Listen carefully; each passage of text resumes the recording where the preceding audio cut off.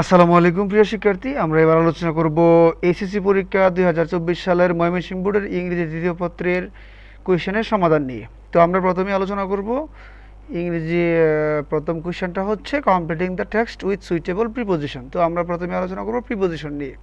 তো আমরা এখান থেকে আলোচনা করব the hours is a riverine country. আমাদের দেশ হচ্ছে নদীমাতৃক দেশ। রিভার্স আর এভরিহোয়ার কী হবে ইন আওয়ার লাইফ, আমাদের দৈনন্দিন জীবনে আমি এই ক্লাসটা ভিডিওতে আবারও বলেছিলাম যে জীবনে এ থাকলে, এ উপসর্গ থাকলে, সেক্ষেত্রে এ বিভক্তি চিহ্ন থাকলে সেক্ষেত্রে আমরা জানি এর সাথে প্রিপোজিশন হিসেবে ইন ব্যবহার করা হয়। তাহলে আমাদের ইন আওয়ার লাইফ, আমাদের জীবনে লিটারেচার, ইকোনমি এবং কালচার, আমাদের অর্থনীতি, সাহিত্য এবং সংস্কৃতিতে আমাদের নদী সব জায়গায় আমাদের নদীটা পাওয়া যায়। But are the river in good shape, এখানে হবে ইন গুড শেপ।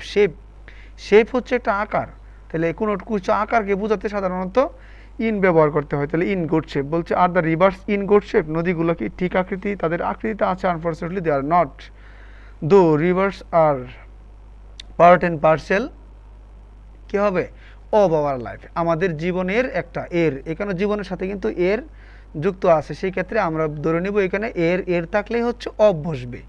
তারপরে হচ্ছে we ourselves are cruel them, তাহলে আমরা কার সাথে? ক্রুয়েল টু মানে হচ্ছে নিষ্ঠুর, আমরা নিষ্ঠুর আচরণ করতে। ডি নাম্বারটা হবে টু, নিষ্ঠুর।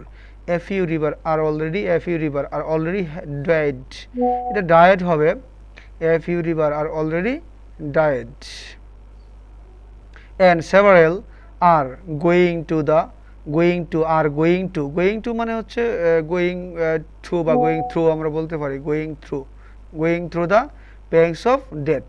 কিছু কিছু নদী আমাদের কি হচ্ছে মরে গেছে, আর কিছু কিছু নদী মরে যাচ্ছে। এখানে গোয়িং থ্রু মানে মরে যাচ্ছে প্রায়।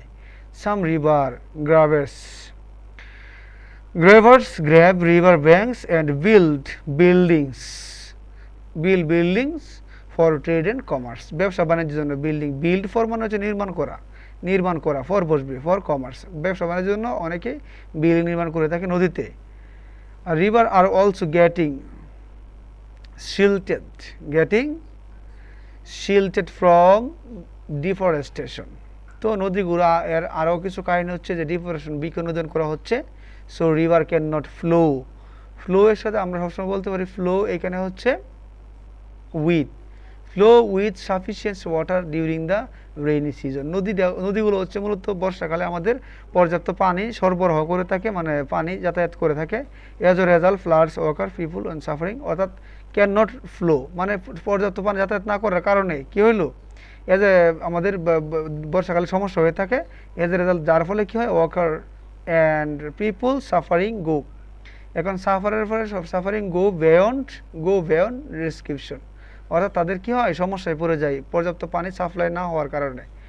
দেন rivers became source of suffering instead of মানে পরিবর্তন আর কি, ব্লেসিং, আশীর্বাদের পরিবর্তে এরা বিষাদে পরিণত হয় আমাদের যে নদীগুলো। তো আমরা এখানে আনসারগুলো নিচে করে দেওয়া আছে, সবাই ভিডিওটাকে পজ করে আনসারটাকে দেখে নিতে পারো একবার করে। তারপরে 2 নম্বর কোয়েশ্চেনটা, সেটা হচ্ছে completing the sentence with suitable phrases on words. তো এখানে আমরা ফ্রেজেস এন্ড ওয়ার্ডস নিচ্ছি, কিন্তু আনসারগুলো করে দেওয়া আছে, আমি একবার একটু পরে বুঝিয়ে দিচ্ছি। Selena is a poor student. She cannot afford buy a cell phone, a laptop. সে একটা সেলফোন কিনতে পারে না, ল্যাপটপ তো দূরের কথা। এটা হচ্ছে লেট এলোন বসবে, এখানে কি বসবে? Let alone. তারপরে কোয়েশ্চেনটা, the sky is cloudy, it may rain today, you leave early. তোমার কি করতে হবে? তোমার উচিত হচ্ছে খুব আগে বাগে ত্যাগ করা, যেহেতু আকাশটা মেঘলা, সে ত্যাগ করা উচিত অর্থে বসলে আমরা জানি হ্যাড বেটার বসবে, তাহলে এখানে হবে হ্যাড বেটার। তারপরে দেখো it is many years since, সময় বুঝাইছে, সেই ক্ষেত্রে আমাদের প্রণয়ন হিসেবে ইট ব্যবহার করা হবে। তাহলে it is many years since we meet first, how time does fly.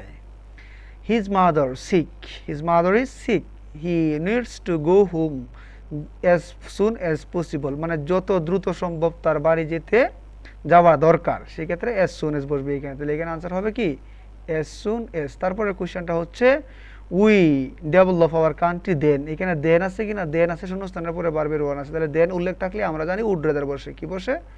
Would rather বসে। দেন থাকলে উড রেদার বসে, তাহলে he would rather develop our country than observe hartal and strike. Robert Browning is my favourite poet, he was born, তার জন্ম যেহেতু সালকে বোঝানো হচ্ছে Robert ব্রাউনিংয়ের, সেক্ষেত্রে জন্মসাল দিয়ে দিলাম।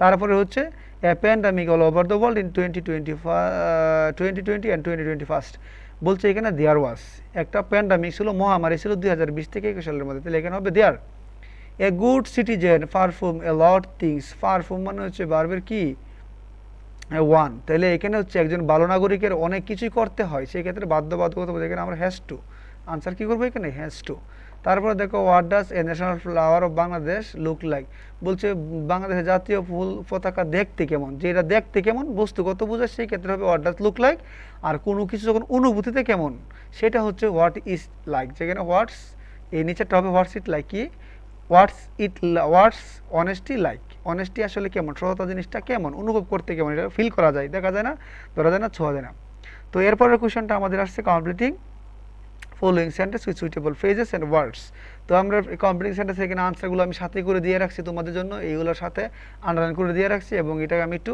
গ্রামার সহ বুঝিয়ে দিচ্ছি আমরা জানি দেখো কোনো কিছু পড়ার দরকার নেই patriotism is a noble virtue it is high time দেখো ইট ইজ হাই টাইমের পরে আমরা যদি কোনো ক্লোজ লিখতে হয় সেখানে সাবজেক্ট প্লাস ভার্বের ফার্স্ট ফর্ম দিয়ে আমাদের করতে হবে তাহলে উই প্র্যাকটিস প্যাট্রিয়টিজম তারপর একটা হচ্ছে হাসান যে goat GPA 5 had he study seriously had he study এখানে আমরা একটু এখানে স্টাডির সাথে এডি হবে এখানে had he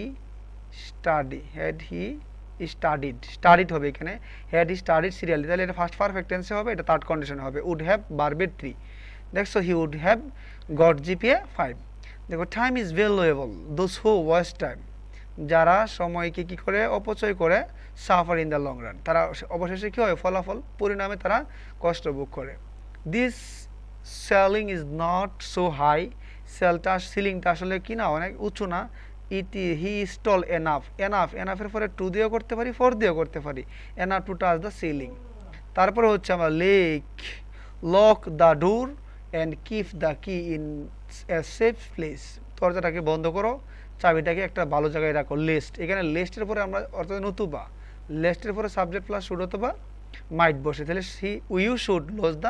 you should loose the কিনা হয় তুমি চাবিটা কি করতে পারবা হারিয়ে ফেলতে পারো you can not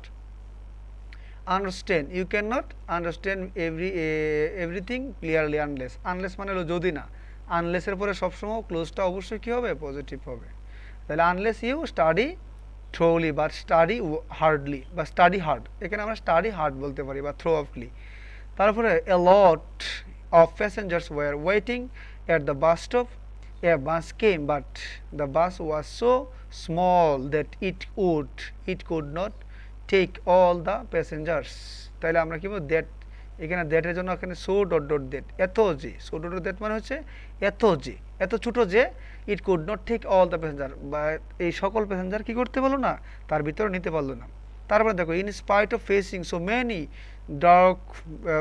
drawbacks in life জীবনে অনেক উত্থান পতন আছে হি বিকেম সাকসেসফুল আলটিমেটলি তাও সে উত্থান পতন থাকা সত্ত্বেও সে কি করছে জীবনে সফল হয়েছে তারপরে কোয়েশ্চনটা হচ্ছে আয়েশা ইজ ব্রাইট